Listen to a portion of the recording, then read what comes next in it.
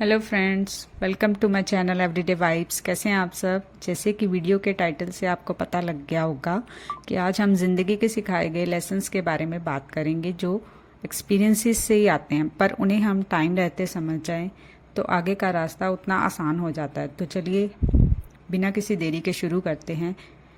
सबसे पहला rule life and work space का, learn, unlearn and relearn. Learn मतलब जो हमने बचपन से पढ़ा और सीखा, लेकिन समय के साथ दुनिया बदलती है, सिचुएशन बदलती है, हमारी थिंकिंग भी बदलती है।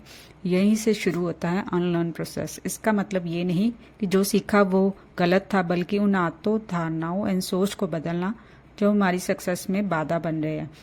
एग्जाम्पल, जैसे हमें लगता था कि ज़्यादा घंटे काम करना सफलता है, बाद में समझ आया कि राइट डायरेक्शन में काम करना ज़रूरी है।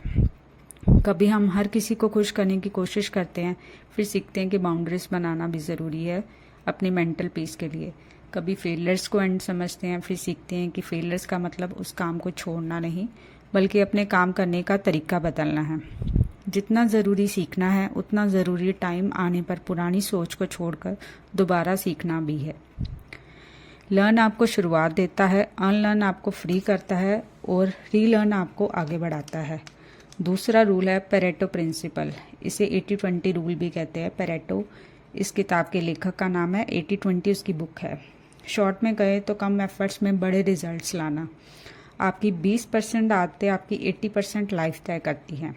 आपके 20% कस्टमर आपका 80% बिजनेस लाते हैं, और दिन के 20% काम सबसे ज़रूरी 80% सक्सेस तय करते हैं।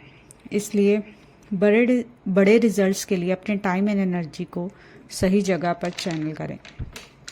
थर्ड रूल है एम्पैथी। सिर्फ सुनना नहीं, महसूस करना सीखिए।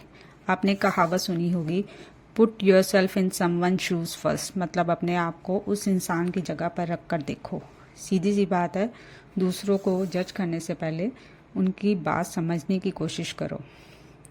चौथा रूल है अपनी life, specially family life, peaceful रखो ताकि काम पर अपना 100% दे सको। पांचवा रूल है ग्रुपिज्म या फेवरिज्म के चक्करों में मत पड़ो। तुम्हें कोई प्रॉब्लम घर या वर्क स्पेस में हो तो सामने से जाकर बात करो।